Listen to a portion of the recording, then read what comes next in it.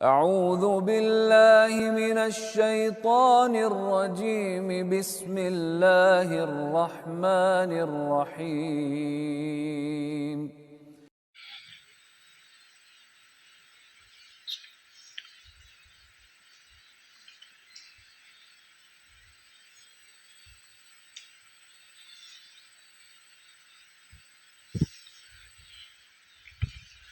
السلام عليكم ورحمة الله وبركاته. الحمد لله رب العالمين والعاقبة للمتقين والصلاة والسلام على رسوله الكريم أما بعد. அன்பிற்குரிய அல்லாஹ் நல்லடியார்களே, அல்லாஹ் ரபுல் ஆலமீன் சூரா அல் பக்ராவில் குறிப்பிடுகிறான், அல்லதீன ஆத்தைனாஹுமுல் கிதாப் யத்லூன ஹக்க திலாவதி உலாயிக யுமினூன பிஹி வ மை யக்ஃபுர் பிஹி ஃபஉலாயிக ஹுமுல் ஹாசிரூன். அல்லாஹ் ரபுல் ஆலமீன் குறிப்பிடுகிறான், அல்லதீன ஆத்தைனாஹுமுல் கிதாப், யாருக்கு இறைவேதம் வழங்கப்பட்டு, யத்லூன ஹக்க திலாவதி, அவர் என்ன செய்கிறார்கள், இறைவேதங்கள் வழங்கப்பட்ட பின்பு அவர்கள் எப்படி அதனை ஓத வேண்டுமோ அப்படி ஓதுகிறார்கள். எப்படி அல்லாஹ் ரப்பனா ஓதுற கட்டளை கொடுத்திருக்கிறானோ அப்படி இறைவேதங்களை ஓதுகிறார்கள். உலாயிக யுமினூன பிஹி, அந்த இறைவேதங்கள் ஓதுபவர்கள் மட்டுமே அவர்கள் மீது, அந்த இறைவேதம் மீது ஈமான் கொள்பவர்களாக இருக்கிறார்கள்.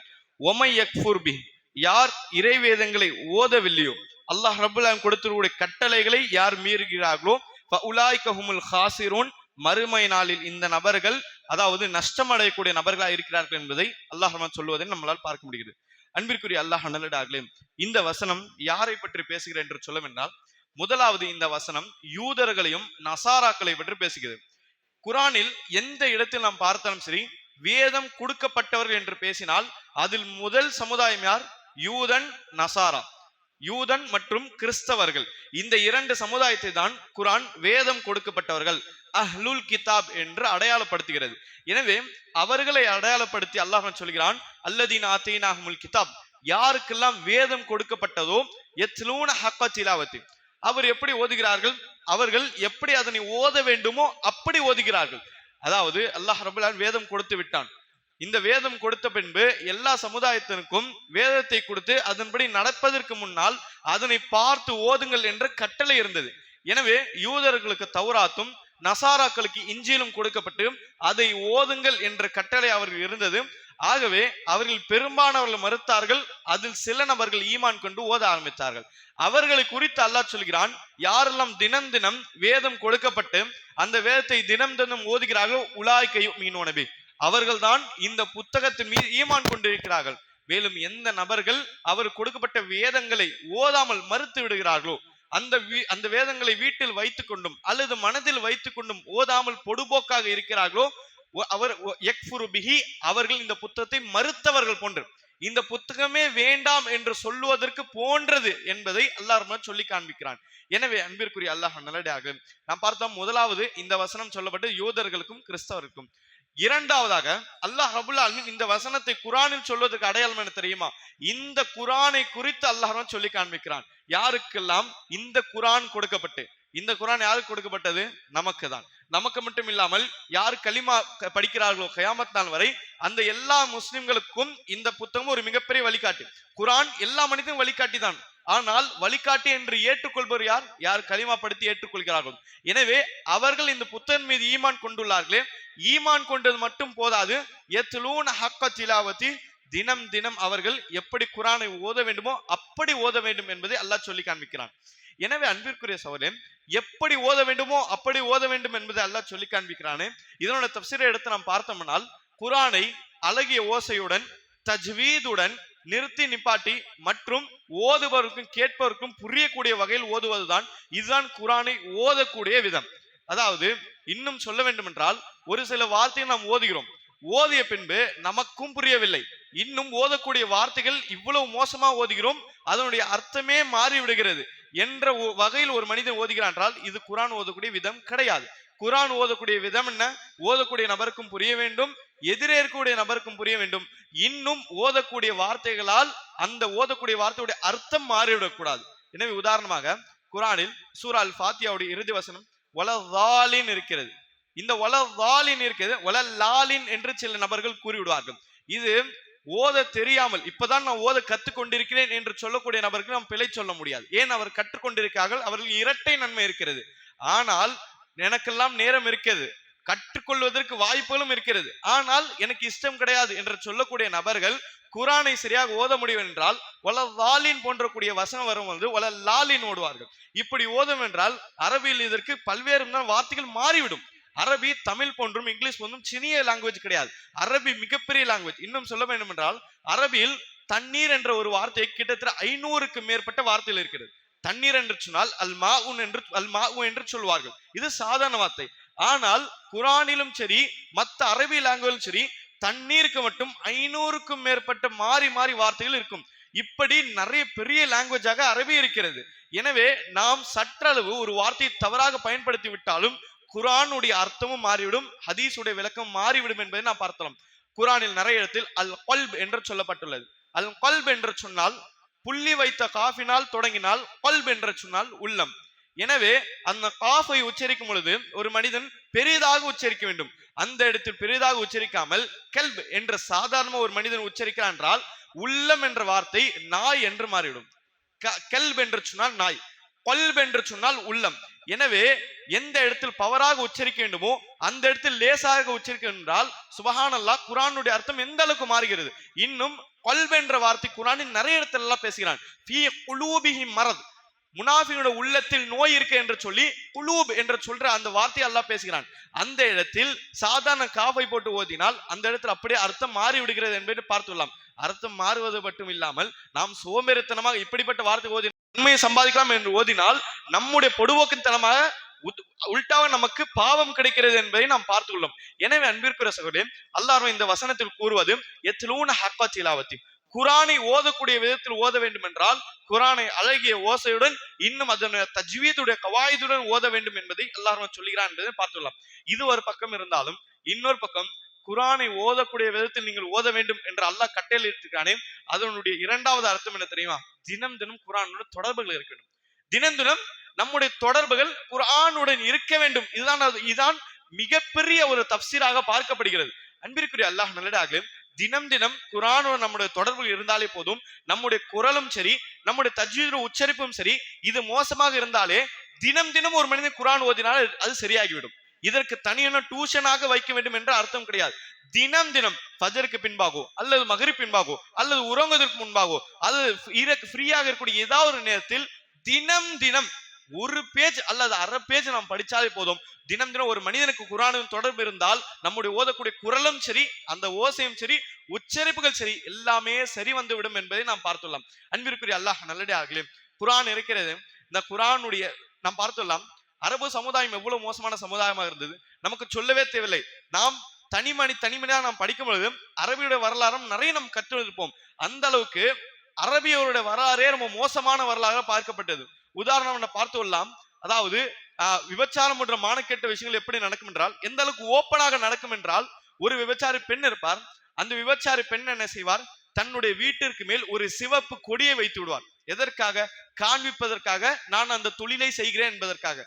கேட்பதற்கு ஆள் கிடையாது. யார் நினைத்தாலும் சொல்வார்கள். சொந்தக்காரர்கள் தூரமெல்லாம் யாரும் என்ற வித்தியாசம் கிடையாது.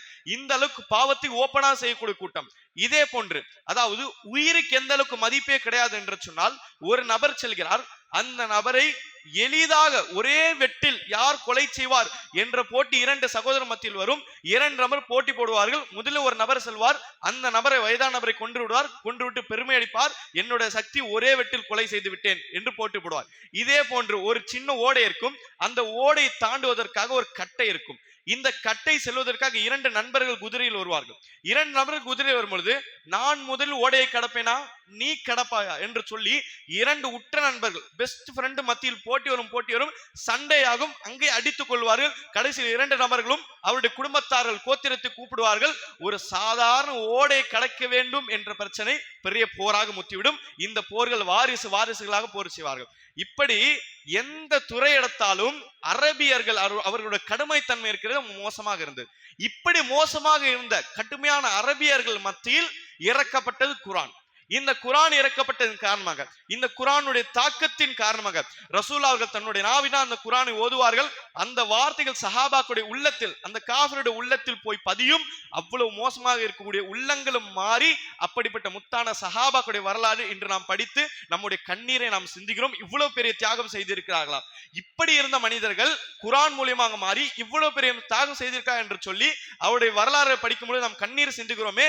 அவருடைய மாற்றத்திற்கு மிகப்பெரிய காரணம் ஏன்? ஒரே மிக முக்கியமான காரணம் அல் குரான். குரானை நபிகளார் ஓதினார்கள். சில நபர்கள் ஓதுவது மூலமாக ஹிதாயத் கிடைத்தது, சில நபர்களுக்கு புரிய வைத்தது மூலமாக ஹிதாயத் கிடைத்தது. எனவே குரான் ஓதுவதன் மூலமாக சிறப்புகள் இருக்கிறது, குரானை புரிவதன் மூலமாக சிறப்புகள் இருக்கிறது. எனவே அன்பிற்குரிய சகோதரர்களே, சொல்ல வரக்கூடிய விஷயம் என்னவென்றால், ரமதான் இன்னும் ஓரிரு நாட்களில் கடந்து விட்ட பிறகு சாதாரண நாட்கள் நுழையும் பொழுது குரானை விட்டு விடக்கூடாது. குரானை ஒரு பொழுதும் விட்டு விடக்கூடாது. நாம் பெரியவர்களாக இருக்கிறோம், சில நபர்கள் வேலைக்கு போவீர்கள், சில நபர்கள் அதாவது தனிப்பட்ட கடையில் இருக்கலாம், பிசினஸ் இருக்கலாம், படிப்பில் இருக்கலாம். எல்லாமே உலகம் சார்ந்த விஷயம் எல்லாம் அதனுடைய அப்படியேதான் இருக்க வேண்டும். தனிப்பட்ட இபாதத்தில் நம்முடைய உலகம் சார்ந்த எந்த விஷயம் நுழைந்து விடக்கூடாது.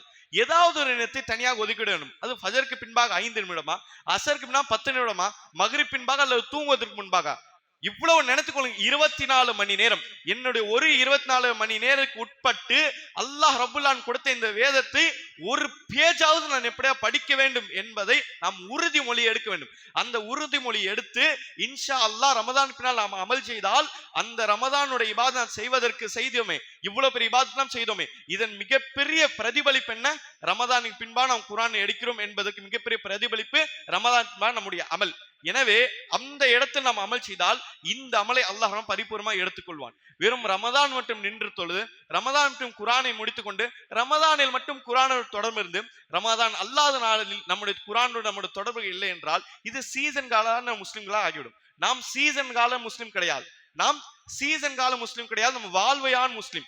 நாம் மரணம் வரை முஸ்லிமாக இருக்க வேண்டும். அல்லாஹ் குர்ஆனை சொல்லுவது போன்று, வலா தமூதுன்ன இல்லா வ அன்தும் முஸ்லிமூன், நீங்கள் முஸ்லிம் அல்லாத நிலையில் மரணிக்க வேண்டாம், மரணித்தால் முஸ்லிமாக மட்டும் மரணிங்கள் என்று அல்லாஹ் சொல்கிறான். என்றால் பிறப்பிலிருந்து இறப்பும் வரை எல்லா நாளும் நான் முஸ்லிமாக இருப்பேன், அல்லாஹ் கட்டுப்படக்கூடிய நபராக இருப்பேன் என்ற அடிப்படையில் தினம் தினம் அல்லாஹ் வழங்கிய இந்த வேதத்தை தினம் தினம் ஓத வேண்டும். அன்பிற்குரிய அல்லாஹ் நல்லதாகலும் ஓதுவதனை தாண்டி அல்ஹம்துலில்லாஹ் தினம் தினம் ஓதுகிறோமா? எனக்கு முன்பிலும் இந்த பழக்கம் இருக்கிறது, இன்ஷா அல்லாஹ் நான் தொடர்வேன் என்று சொல்லக்கூடிய சகோதரர்கள் அடுத்த கட்டத்துக்கு செல்ல வேண்டும். நாம் தினம் தினம் ஓதுகிறோமா? அடுத்ததாக தர்ஜுமாவை தொட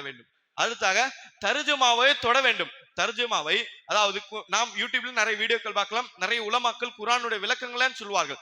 இதுவெல்லாம் அடுத்ததுதான். முதலாவதாக தனிப்பட்ட முறையில் நாம் திறக்க வேண்டும். தர்ஜுமாவை திறந்து எளிமையாக இருக்கக்கூடிய தமிழ் தர்ஜுமாவை திறந்து நாம் படிக்க வேண்டும். அன்பிற்குரிய அல்லாஹ் நல்லதார்களே, தனிப்பட்ட முறையில் குர்ஆனை படித்து பாருங்கள், எப்படிப்பட்ட சிந்தனைகள் அல்லாஹ் மூலையில் போடுவான். தனிப்பட்ட வாழ்க்கையில் கைடன்ஸ் வேணுமா, அல்லது குடும்ப வாழ்க்கையில் ஏதாவது கைடன்ஸ் வேணுமா, அல்லது காஃபிர்கள் சம்பந்தமான அறிவுகளை தெரிந்து கொள்ள வேண்டுமா, எல்லா விஷயமும் அல்லாஹ் ரப்பல் ஆலமீன் சுருக்கமாக இந்த குர்ஆனில் தெளிவாக நமக்கு புரியக்கூடிய விதத்தில் அல்லாஹ் சொல்லி இருக்கிறான். இதைதான் அல்லாஹ் குர்ஆன் எப்படி சொல்கிறான்? ஹுதல் லின்னாஸ், மக்களுக்கு வழிகாட்டியாக இந்த குர்ஆன் இருக்கிறது என்பதை அல்லாஹ் சொல்லுகிறான். மக்களுக்கு வழிகாட்டியான இந்த குர்ஆனை இந்த இப்படிப்பட்ட வாழ்வில் நாம் திறக்கவில்லை என்றால் எப்படி நாம் திறக்க போகிறோம்? நமக்கு தான் வழிகாட்டியாக சொல்லப்பட்டிருக்கிறது என்றால் இதை நாம் திறந்து படிக்கவில்லை என்றால் வேற எந்த இடத்தில் நம்முடைய வழிகாட்டி தேவை, எந்த இடத்தில் நமக்கு மோட்டிவேஷன் தேவை? எல்லா விதமான விஷயம் அல்லாஹ் குர்ஆனில் தெளிவாக சொல்லி இருக்கிறான். எனவே அன்பிற்குரிய சகோதரரே, தினமும் நம்மளால் ஒரு சின்ன நேரத்தை ஒதுக்கிவிட்டு ஒரு ஐனை ஓத வேண்டும். ஒரு ஐனை சொன்னால் அதாவது சைடில் ஐன் என்று போட்டிருப்பார்கள், அப்படி என்றால் ருக்கு என்று போட்டிருப்பார்கள். இதை ஓத வேண்டும்.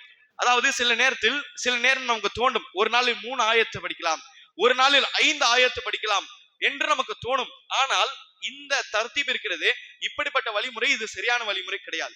ஏனென்றால் குர்ஆனில் நாம் பார்த்து கொள்ளலாம், 3 ஆயத்தோ அல்லது 5 ஆயத்தோ சேர்ந்து ஒரு தலைப்பை பேசிவிடாது. ஆனால் ஒரு ஐன் சேர்ந்து ஒரு தலைப்பை பேசிவிடும்.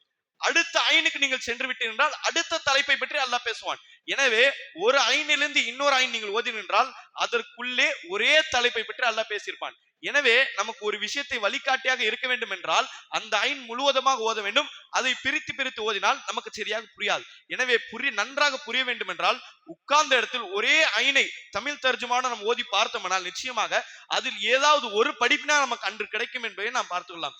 எனவே அன்பிற்குரிய சகோதரர், அல்லாஹ் ரப்பல் ஆலமீன் வழங்கி இருக்கக்கூடிய இந்த வேதம் என்பது நாம் கனிமத்தாக எடுத்துக்கொள்ள வேண்டும், விலை மதிப்பில்லாத ஒரு விஷயமாக எடுத்துக்கொள்ள வேண்டும் என்று தனி மனிதனாக கவர்மெண்ட் வந்து நமக்கு தனித்தனியாக ஒரு ரூபியோ ஒரு டைமண்டோ கொடுத்து உங்களுக்கு என்று கொடுத்தால் எந்த அளவுக்கு பொத்தி பாதுகாப்போம். உலகத்துடைய ஏதாவது காஸ்ட்லியான விஷயம் ஃப்ரீயாக கிடைத்தால் வீட்டில் எந்த அளவுக்கு வச்சு பாதுகாப்போம். எந்த திருடனும் நுழையக்கூடாது என்பதற்காக எந்த அளவுக்கு பாதுகாப்போம். இன்னும் காஸ்ட்லியான விஷயம் வீட்டில் இருந்தால் வரக்கூடிய விருந்தாளியின் வீட்டிலெல்லாம் நாம் சந்தேகப்படுவோம், ஏதாவது அசம்பாவிதம் நடந்து விடுமா என்று சொல்லி. உலகத்துடைய விஷயங்கள் இப்படி நாம் பாதுகாக்கிறோம் என்றால் அல்லாஹ் ரப்புல் ஆலமீன் மறுமை வரை வரக்கூடிய மனிதர்களுடைய வழிகாட்டியாக இந்த வேதத்தை கொடுத்திருக்கிறார் என்றால் இதை அசட்டையமாக நாம் விட்டு விடக்கூடாது. எல்லா விதத்திலும் குரானை நாம் ஓதுவதற்கும் குரானை புரிந்துவதற்கும் நாம் கற்றுக்கொள்ள வேண்டும். அன்பிற்குரிய அல்லாஹ் நல்லடியார்களே, கடைசியாக நாம் பார்த்து கொள்ளலாம், ரசூலுல்லாஹி ஸல்லல்லாஹு அலைஹி வஸல்லம் அவர்கள் தன்னுடைய வாழ்நாளில் அதிகமாக ஞாபகம் மூட்டிய ஒரு விஷயத்தை நாம் அடிக்கடி ஞாபகம் மூட்ட வேண்டும். அதுதான் அல் மௌத். உத்குரு அக்ஸரக்கும் ஹாசிமுல் லஸாத். ரசூலுல்லாஹி சொன்னார்கள், நீங்கள் அதிகமாக மன இச்சைகளை அறுக்கக்கூடிய ஒரு விஷயத்தை அதிகமாக நினைவு கூறுங்கள். ரசூலுல்லாஹி அவர்கள் சொன்னார்கள், மன இச்சையை அறுக்கக்கூடிய விஷயம், உங்களுடைய ஆசைகளை அறுக்கக்கூடிய ஒரு விஷயத்தை அதிகமாக நீங்கள் நினைவு கூறுங்கள். யானி அல் மவுத், மவுத்தை நீங்கள் அதிகமாக நினைவு கூறுங்கள் என்பதை ரசூலுல்லாஹி அவர்கள் சொன்னார்கள். எனவே இந்த சபையில் நாம் அமர்ந்திருக்கும் பொழுது மவுத்தை நாம் நினைத்து பார்க்க வேண்டும். எல்லோருக்கும் மவுத் என்பது இயற்கையான ஒரு விஷயம். எந்த ஒரு மதத்தினரும் எந்த ஒரு இயக்கத்தினரும் மவுத்தை மறுக்கவே முடியாது. எனக்கு மவுத் வராது, இறப்பு கிடையாது என்று யாரும் சொல்ல முடியாது.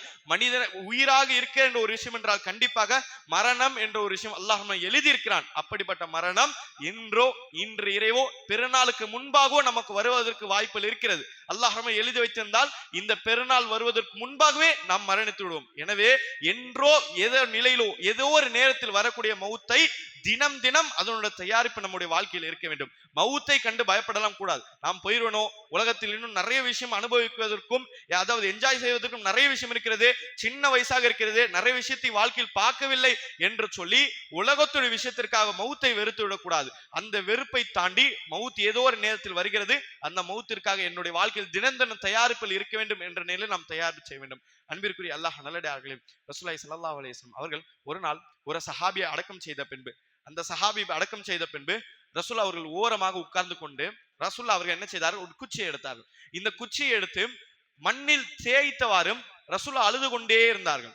சஹாபாக்கள் பார்த்தார்கள், ரசூல் அவர்கள் இந்த மண்ணை தேய்ப்பதும் ரசூல் அவர்கள் அழுவதும் ஏதோ ஒரு விஷயத்தை கண்டு ரசூல் அவர்கள் பயந்து போய் உட்காருவது போன்று சஹாபாக்கள் தோணியது. சஹாபாக்கள் கேட்டார், யாரும் சொல்லலாம், நீங்கள் இப்படி ஒரு ஓரமாக இந்த மண்ணை தேய்த்தவாறு உட்கார்ந்து கொண்டிருக்கீங்களே, காரணம் என்ன என்று கேட்ட பொழுது ரசூலுல்லாஹி சொன்னார்கள், யா இஹ்வானி, என்னோட சகோதரர்களே, லிமிஸ்லி ஹாதா ஃபஇது, இந்த கபருக்கு வருவதற்கு முன்பாக ஏதாவது தயாரிப்பு செய்து விட்டு வாருங்கள். இந்த கபருக்கு வருவதற்கு முன்பாக ஏதாவது அமல் செய்து விட்டு வாருங்கள் என்பதை ரசூலுல்லாஹி அவர்கள் திரும்ப திரும்ப சொல்லி ரசூல் அழுது கொண்டே இருந்தார்கள். அதாவது மரணம் என்றாவது வரப்போகிறது, இந்த மரணத்துக்கு முன்பாக ஏதாவது ஒரு விஷயத்தை தயார் செய்து விட்டு வாருங்கள். அமலையே செய்யாமல் உலகத்தை மட்டும் அடைந்து உலகம் என்று தெரியாமல் அல்லாஹ்வை திருப்திப்படுத்தி விட்டு வாருங்கள் என்ற அர்த்தத்தில் ரசூலுல்லாஹி என்ன சொன்னார்கள், இந்த கபரை அடைவதற்கு முன்னால் ஏதாவது செய்து விட்டு வாருங்கள். அன்பிற்குரிய அல்லாஹ் நல்லடியார்கள், நாளை மரணத்தை பின்பு நம்மை குளிப்பாட்டிய பின்பு கஃனிட்ட பின்பு நம்முடைய குடும்பத்தார்களே நம் மீது மண்ணை போட்டு நம்ம அடக்கம் செய்த பின்பு அந்த நேரத்தில் நமக்கு யோசனை வரும். அந்த நேரத்தில் நமக்கு தோணும், உலகத்தில் ஒரு பேஜ் குர்ஆனை ஓதி இருக்க கூடாதா, ஒரு zikரை சொல்லி இருக்க கூடாதா, ஒரு சுப்ஹானல்லாஹ்வை சொல்லி இருக்க கூடாதா, 2 ரக்காத்துகளை தொழுதிருக்க கூடாதா, என்னுடைய சதக்காகளை செய்திருக்க கூடாதா, ஜக்காத்தை சரியான நேரத்தில் கொடுத்திருக்க கூடாதா என்று சொல்லி அந்த நேரத்தில் தோணும். ஆனால் பிரச்சனை என்ன தெரியுமா, அந்த இடத்தில் தோணி பிரயோஜனமே கிடையாது. அந்த இடத்தில் நமக்கு தோணி எந்த ஒரு பிரயோஜனமும் கிடையாது. உண்மையான பிரயோஜனம் என்ன தெரியுமா,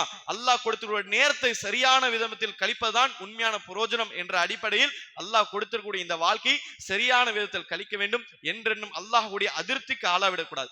எல்லா அமலும் சரி, எல்லா செயலும் சரி அல்லாஹ்வுடைய திருப்தியின் பக்கமாக இருக்க வேண்டும். அல்லாஹ் ரப்புல் ஆலமீன் விருப்பத்தால் நம்முடைய செயல் இருக்க வேண்டுமே தவிர மனிதனுடைய விருப்பத்திற்கோ மனிதனுடைய ஆசைக்கோ மனிதனுடைய புகழுக்கோ மனிதனுக்கு காட்ட வேண்டும், உலகத்தை அடைய வேண்டும் என்ற அடிப்படை நம்முடைய எந்த செயலும் இருக்கக்கூடாது. அன்பிற்குரிய அல்லாஹ் நல்லடியார்களே, மார்க்கம் எந்த அளவுக்கு ஒரு எளிதான வழிகாட்டுதலை சொல்லித் தருகின்ற தெரியுமா, ஒரு மனிதன் இரவில் இஷா தொழுது விட்டு அல்லாஹ் பிஸ்மிக அமூது வஹ்யா என்று சொல்லி ஒரு மனிதன் இரவில் தூங்குகிறான். திரும்பி காலை எழுந்து அல்ஹம்துலில்லாஹி அல்லதி அஹ்யானா பஅத அமாதனா வ இலைஹி நுஷூர் என்று சொல்லி காலையில் எழுந்து ஓதக்கூடிய திக்ரை ஓதி பிறகு ஃபஜ்ரை இந்த மனிதன் தொழுகிறான் ஜமாத்துடன். இரவும் தொழுதான், காலையும் தொழுதான், இதற்கு மத்தியில் திக்ரும் செய்தான் என்றால் இடைப்பட்ட தூக்கமாக கிடையாது, மார்க்கத்தில் நின்று வணங்கிய தொழுகையாக பார்க்கப்படுகிறது. இரவில் நடுவ தூங்கின தூக்கம் மார்க்கத்தில் தூக்கம் கிடையாது. அவன் தொழுத நன்மை அவனுக்கு கிடைக்கும் என்பதை மார்க்கம் சொல்லித் தருகிறது. இதுவெல்லாம் ஓரிரு அமல்கள். இப்படி நாம் ஆராய்ந்து பார்த்தோம்னால் மார்க்கம் சொர்க்கம் செல்வதற்கு எக்கச்சக்கமான எளிமையான வழிகள் நமக்கு காண்பித்து தருகிறது. அப்படிப்பட்ட வழிகளை தேர்ந்தெடுப்பதற்கு மனிதர்கள் சோம்பேறிப்படுகிறார்கள் என்பதுதான் யதார்த்தமான ஒரு உண்மை. எனவே அன்பிற்கு சகோதரரே, ரமதான் கடந்து விட்டதா, குர்ஆனை விட்டு விடுவேன், தொழுகையை விட்டு விடுவேன், அல்லாஹ்வை மறந்து விடுவேன் என்ற முஸ்லிம்களாக நாம் இருக்கக்கூடாது.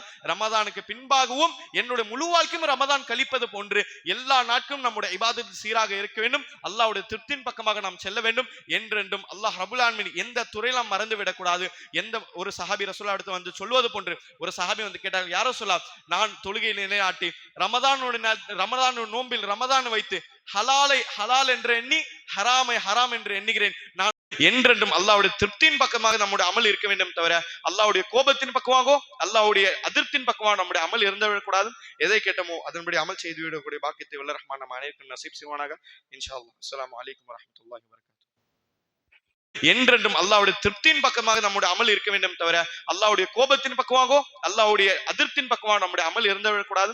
எதை கேட்டோமோ அதன்படி அமல் செய்து விடக்கூடிய பாக்கியத்தை வல்ல ரஹ்மான் நம்ம அனைவருக்கும் நசீப் செய்வானாக. இன்ஷா அல்லாஹ். அஸ்ஸலாமு அலைக்கும் வரஹ்மத்துல்லாஹி வபரகாத்துஹு. என்றென்றும் அல்லாஹ்வுடைய திருப்தியின் பக்கமாக நம்முடைய அமல் இருக்க வேண்டும் தவிர அல்லாஹ்வுடைய கோபத்தின் பக்கமாகவோ அல்லாஹ்வுடைய அதிருப்தியின் பக்கமாக நம்முடைய அமல் இருந்து விடக்கூடாது. எதை கேட்டோமோ அதன்படி அமல் செய்து விடக்கூடிய பாக்கியத்தை வல்ல ரஹ்மான் நம்ம அனைவருக்கும் நசீப் செய்வானாக. இன்ஷா அல்லாஹ். அஸ்ஸலாமு அலைக்கும் வரஹ்மத்துல்லாஹி வபரகாத்துஹு. என்றென்றும் அல்லாஹ்வுடைய திருப்தியின் பக்கமாக நம்முடைய அமல் இருக்க வேண்டும் தவிர அல்லாஹ்வுடைய கோபத்தின் பக்கமாகவோ அல்லாஹ்வுடைய அதிருப்தியின் பக்கமாக நம்முடைய அமல் இருந்து விடக்கூடாது. எதை கேட்டோமோ அதன்படி அமல் செய்து விடக்கூடிய பாக்கியத்தை வல்ல ரஹ்மான் நம்ம அனைவருக்கும் நசீப் செய்வானாக. இன்ஷா அல்லாஹ். அஸ்ஸலாமு அலைக்கும் வரஹ்மத்துல்லாஹி வபரகாத்துஹு. என்றென்றும் அல்லாஹ்வுடைய திருப்தியின் பக்கமாக நம்முடைய அமல் இருக்க வேண்டும் தவிர அல்லாஹ்வுடைய கோபத்தின் பக்கமாகவோ அல்லாஹ்வுடைய அதிருப்தியின் பக்கமாக நம்முடைய அமல் இருந்து விடக்கூடாது. எதை கேட்டோமோ அதன்படி அமல் செய்து விடக்கூடிய பாக்கியத்தை வல்ல ரஹ்மான் நம்ம அனைவருக்கும் நசீப் செய்வானாக. இன்ஷா அல்லாஹ். அஸ்ஸலாமு அலைக்கும் வரஹ்மத்துல்லாஹி வபரகாத்துஹு. என்றென்றும் அல்லாஹ்வுடைய திருப்தியின் பக்கமாக நம்முடைய அமல் இருக்க வேண்டும் தவிர அல்லாஹ்வுடைய கோபத்தின் பக்கமாகவோ அல்லாஹ்வுடைய அதிருப்தியின் பக்கமாக நம்முடைய அமல் இருந்து விடக்கூடாது. எதை கேட்டோமோ அதன்படி அமல் செய்து விடக்கூடிய பாக்கியத்தை வல்ல ரஹ்மான் நம்ம அனைவருக்கும் நசீப் செய்வானாக. இன்ஷா அல்லாஹ். அஸ்ஸலாமு அலைக்கும் வரஹ்மத்துல்லாஹி வபரகாத்துஹு. என்றென்றும் அல்லாஹ்வுடைய திருப்தியின் பக்கமாக நம்முடைய அமல் இருக்க வேண்டும் தவிர அல்லாஹ்வுடைய கோபத்தின் பக்கமாகவோ அல்லாஹ்வுடைய அதிருப்தியின் பக்கமாக நம்முடைய அமல் இருந்து விடக்கூடாது. எதை கேட்டோமோ அதன்படி அமல் செய்து விடக்கூடிய பாக்கியத்தை வல்ல ரஹ்மான் நம்ம அனைவருக்கும் நசீப் செய்வானாக. இன்ஷா அல்லாஹ். அஸ்ஸலாமு அலைக்கும் வரஹ்மத்துல்லாஹி வபரகாத்துஹு. என்றென்றும் அல்லாஹ்வுடைய திருப்தியின் பக்கமாக நம்முடைய அமல் இருக்க வேண்டும் தவிர அல்லாஹ்வுடைய கோபத்தின் பக்கமாகவோ அல்லாஹ்வுடைய அதிருப்தியின் பக்கமாக நம்முடைய அமல் இருந்து விடக்கூடாது.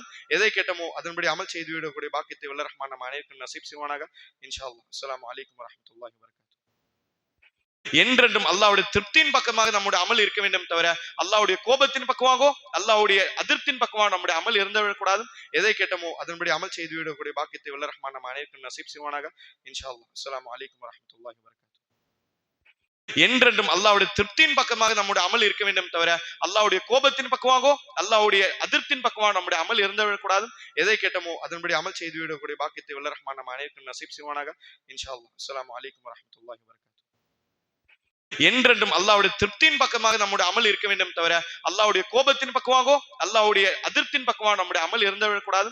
எதை கேட்டோமோ அதன்படி அமல் செய்து விடக்கூடிய பாக்கியத்தை வல்ல ரஹ்மான் நம்ம அனைவருக்கும் நசீப் செய்வானாக. இன்ஷா அல்லாஹ். அஸ்ஸலாமு அலைக்கும் வரஹ்மத்துல்லாஹி வபரகாத்துஹு.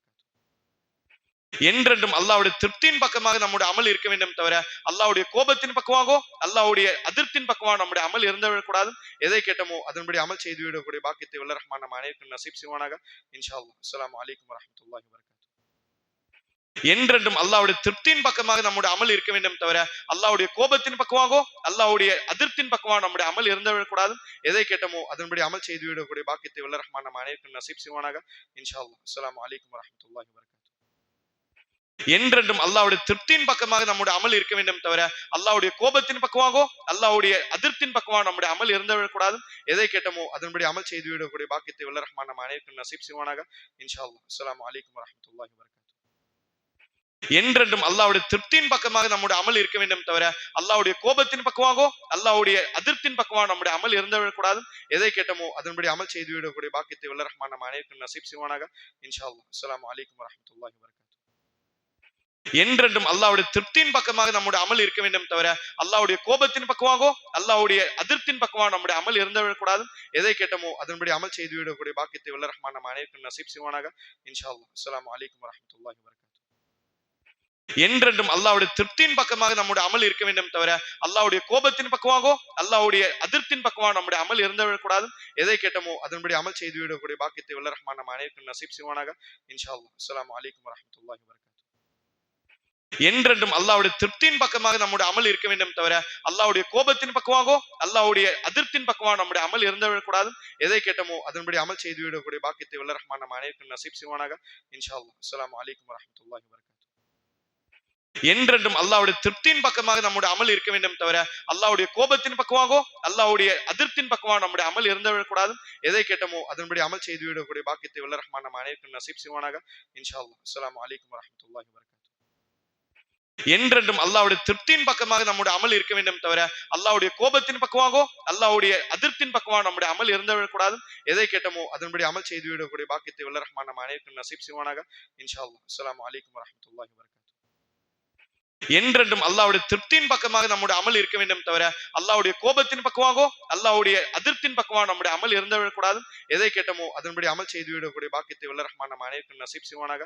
இன்ஷா அல்லாஹ். அஸ்ஸலாமு அலைக்கும் வரஹ்மத்துல்லாஹி வபரகாத்துஹு.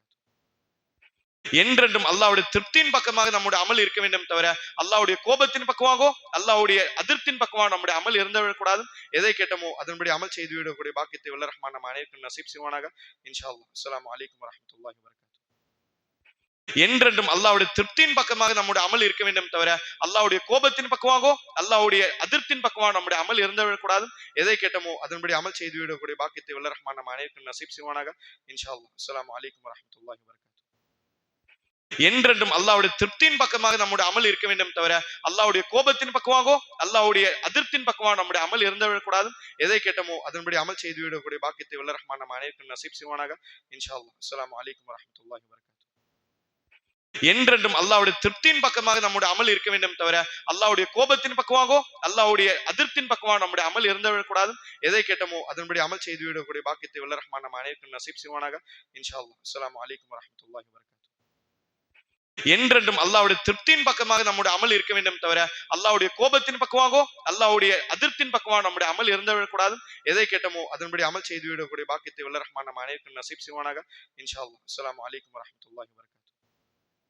என்றென்றும் அல்லாஹ்வுடைய திருப்தியின் பக்கமாக நம்முடைய அமல் இருக்க வேண்டும் தவிர அல்லாஹ்வுடைய கோபத்தின் பக்கமாகவோ அல்லாஹ்வுடைய